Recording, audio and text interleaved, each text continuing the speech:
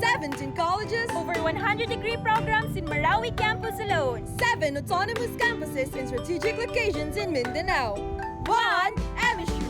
Happy 60th founding anniversary, Mindanao State University. Hey, what's up? It's your girl, Isnea Moa. And I am Azalea Tambara Minudar. And we will be your tour guide for today. Halina't maging turista sa pangalawang tahanan ng bawat MSU1. Honestly, I can't wait na makita ng viewers natin kung ano ba ang meron sa Mindanao State University. Not to mention na meron ring mga sophomores na hindi pa familiar sa campus. So ano pa ba ang hinihintay natin? Let's go! Actually, dito sa labas ng arko natin, makikita yung College of Health Sciences and yung College of Medicine. And along the way, madadaanan natin yung KF yung Marawi Resort Hotel, otherwise known as Ayala, the College of Forestry, College of Fisheries, and yung Charo. Pero grabe ang layo ng mga colleges nila dito. I mean, imagine the struggle, diba? Yeah, super. Yung struggle na na-experience nila from having to walk, run, or even commute from Annex further LA tapos pabalik sa college nila kasi may major na naman sila. I think that's a really tiring setup. But on the other extreme, I think that's really great trend kasi that would make their success kapag nag-graduate nila a lot sweeter, diba? Yes, very true. And now we're on our first destination. We have the MSU Golf Course. Isa to sa napakaraming pinagmamalaki ng MSU main campus. Imagine meron kang place na pwedeng puntahan anytime you want. Favorite one, my favorite place. Yes, super. So, let's go? Yeah, tara! God, guys, can you please take a minute to appreciate the beauty? The good thing about having golf course is the fact na nagiging go-to place na siya ng MSU troops. Like, if they feel bad or they want to go for a bond with their friends and family, they can actually go here. And during face-to-face classes, madaming students na dito na lang din nagmi-meet para tapusin yung mga activities nila. Well, if we have this huge space, then of course there must also be a place where introverted students can also spend their time, diba? Library. Tara!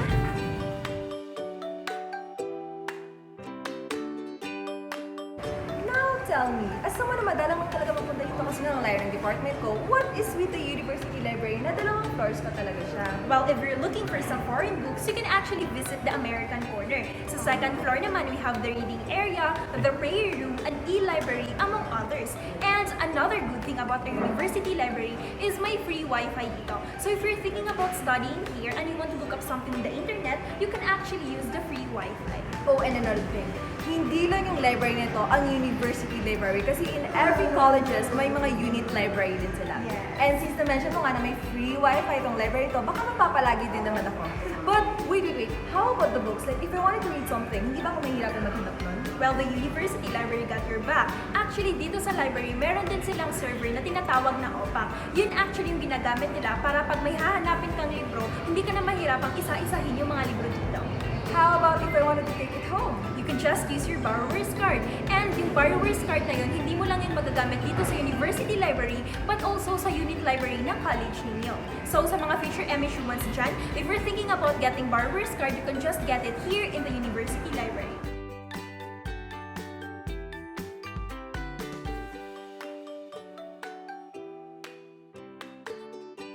The new admin building, ang one-stop shop ng university na kung pagpasok mo pa lang ay parang PPP audition sa sobrang haba ng pila during enrollment. And you know what? This is the powerhouse of the university. It plays a crucial role in the day-to-day life of the school. And yes, speaking of enrollment, sa mga future MSU ones dyan, let me give you a quick view of the enrollment process. First is pumunta sa admissions office to submit your credentials.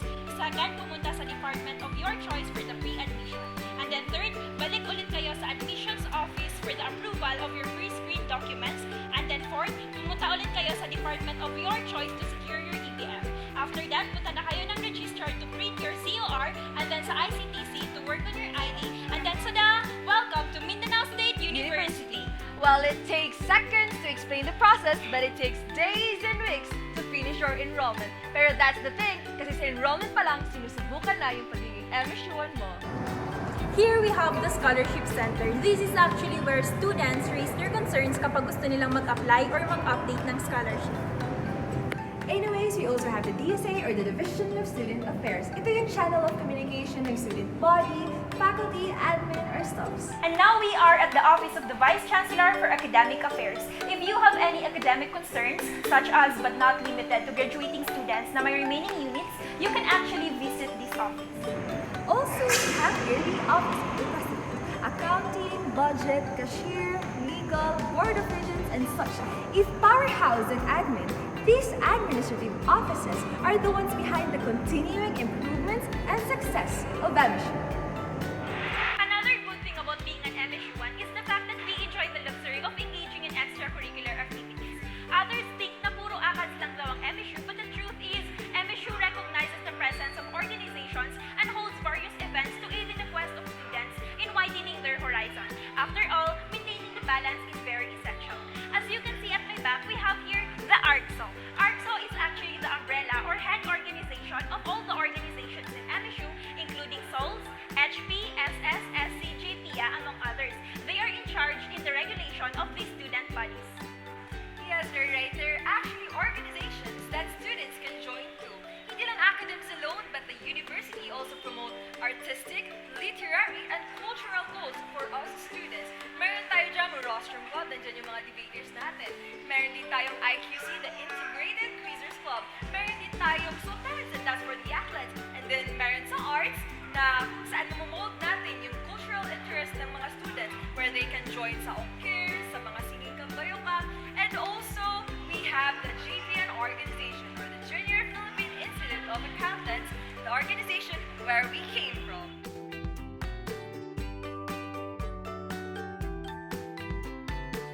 Finally, we're here in our next destination, the Aga Khan Museum. So, Ate, can you please tell our viewers kung ano bang meron sa Aga Khan? Here in MSU, we also have a museum.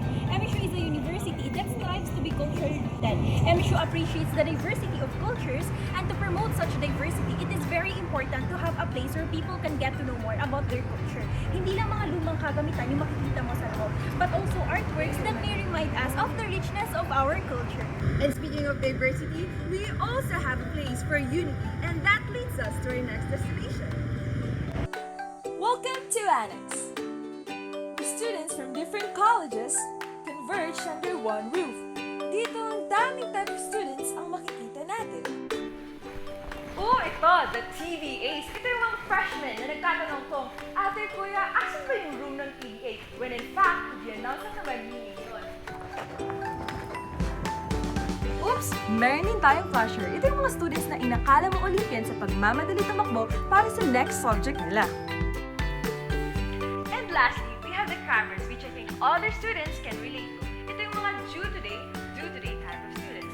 And now that nalaman na natin yung mga iilang type of students, why don't we get to know more about the Annex building? Tara! Here, we have the CSS Edge, or the College of Social Sciences and Humanities. Yes, you're right, nandito yung mga majors ng philosophy, sociology, English, and others. And of course, it also comprises both BA and BS Psychology, and marami pang iba. Isa sa pinakakilalang building ng CSSH ang Green Building. At syempre, meron rin namang bagong gawa na pwede nang gamitin pag nag-face-to-face classes na. Next would be the CNSM, or the College of Natural Sciences and Mathematics. And dito yung biology natin, physics, mathematics, and chemistry. Meron ring building ang CNSM na tinatawag nating Science Lecture Hall or SLH. At syempre, pasok rin sa listahan ang mga nakikita natin sa may labasan ng annex. May printing shops na hindi mawalan-walan ng students, especially during the morning, food stops like Cafe 1016 and Courtside, and not to mention na meron ring M. Luelier kung saan pwede mong kunin ang allowance mo as PL, hindi as President's Lister, but as Parents' Lister. And along the street, madadaanan rin natin yung College of Public Affairs and Graduate Studies. Pababa naman ng annex, madadaanan natin yung MSU dormitory na free for students with scholarship. Take note na magkaiba yung dorm for girls and boys kasi MSU is a gender-sensitive university. Sa tabi ng dormitories, we have the College of Engineering. Nakatapat naman ng Maranao Cultural Heritage Center. MSU being a university that promotes cultural preservation, we also have here the Maranao Cultural Heritage, where musical instruments and other cultural refinements are being kept. Bakit naman, dadaanan natin ang College of Education, College of Law, College of Agriculture, at syempre, ang Empire Building ng Sibaa. And lastly, we have the home of the champions, the College of Business Administration and Accountancy. And here in CBAA, it comprises 4 majors, namely the accountancy, economics, management, and marketing. Next up, we have the Sports Complex. Let's see what's inside. And yes, nandito naman tayo sa Dimaporo Gymnasium. Dito usually hino-hold yung events dito sa MSU. And if face-to-face yung celebration ng Foundation Day, for sure, full pack na naman itong gymnasium. At maririnig natin yung iba't ibang cheer ng iba't ibang colleges. We also have the swimming pool. And here we have the grandstand, ang tambayan ng mga students during my face-to-face pack. Here they were able to watch our athletes play their respective sports. At dito din yung College of Sports, Physical Education and Recreation, the college that shapes the students' interpersonal social skills. Highlights na din yung palaro nila yearly, which is Nakasugay, a competition for students to apply their learnings in physical education. And sa harap naman ng grandstand, we have the oval. Recently lang to na-rubberize and I am pretty sure that everyone is really excited na tumakbo rin around the oval. And nandito naman tayo ngayon sa Peace Plaza ng MSU. This is actually known as the neutral ground kasi dito hino-hold dati yung mga peace rallies. Also, hindi lang yan kasi may mga events na din na hinaheld dito katulad yung mga donation drives, yung marketing, and the likes. Yes, I agree. But wait, hindi ka ba nakakaramdam ng gutom? Kanina pa ako gutom na gutom. This means na kailangan na nating pumunta sa Commercial Center. Tara na! One of my favorite places here in MSU is of course the Commercial Center, or what everybody knows as the ComCent. It's basically a place that caters everything, and here you can buy your essentials and satisfy your cravings. Here in MSU Commercial Center, you can find food stalls, restaurants, milk tea shops, boutiques, school supply shops, and almost everything you need. Yes, you're right. Here in MSU, maraming mga restaurants na madalas pinupuntahan ng mga students kapag kaka-receive lang nila ng allowance nila. Just like here in Cafe Blooper, kung saan kami kumakain ngayon. So, tara, let's eat na! Go!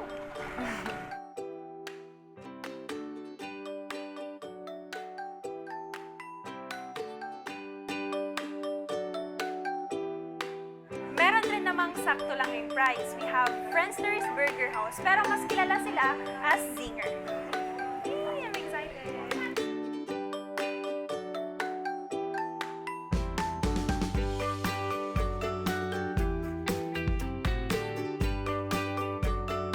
Pero of course, if you have the costly and budgetable na kainan, hindi rin mawawala ang street food. That's why as a student, madalas dito mga naubos yung allowance natin eh. Kaya itong mga turo-turo, I'm telling you guys.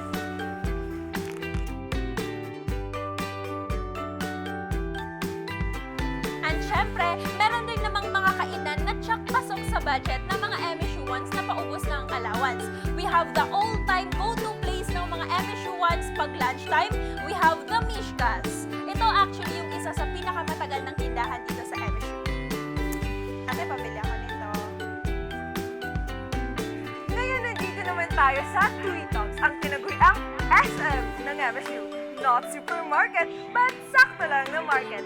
They have groceries, school supplies, may pa-ice cream din sila, and of course, siomai. So, name it, and they have it. Oh, masyadong maraming restaurants yung mga napuntahan natin kanina. I mean, sobrang nakakabusog na talaga. Yes, nakakabusog talaga. And speaking of busog, yung mga viewers namin dyan, dapat hindi pa kayo nabubusog dahil marami pa kayo hindi nakikita sa MSU. Yes. Ngayon naman, itutour namin kayo sa napakaraming streets na MSU. And to do that, kailangan natin sumakay ng pedicab.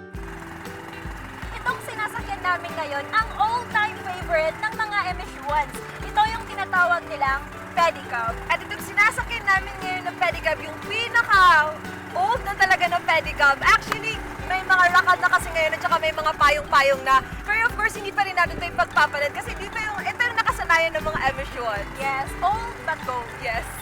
First, we have the first street na kung saan madadaanan natin ang University Library, new admin building, and golf course. Sa second street naman, we'll pass by the CIT, old admin building, and of course the convention center. Sa third street naman natin madadaanan ang Engineering Technology, ICTC, and the Infirmary. We have the Barrio Salam Street na patungo na rin sa Fort. And of course, the 5th Street na kung saan nakatipon ang mga printing shops. And now we're down to our last destination, the MSU Convention Center. Yes, you're right. Actually, ito yung isa sa pinaka-pinagmamalaki ng MSU. Because of this, we can now held international events such as yung Masir that was held in the year 2019. MSU ones and non-MSU ones, that's the end of our tour. Sa mga nagbabalak dyan mag-aral ng MSU, huwag nang magpatumpik-tumpik pa. MSU is one of the best universities you can ever enroll yourself in. Here in MSU, we have everything you need. Dormitories, hotel, convention center, commercial center, sports complex, name it, and we have it. Here in MSU, we have 17 colleges, over 100-degree programs in Marawi campus alone, 7 autonomous campuses in strategic locations in Mindanao. 1 MSU. Once again, I am Usnea Moa. And I am Azalea Tambara Minudar. Happy 60th founding anniversary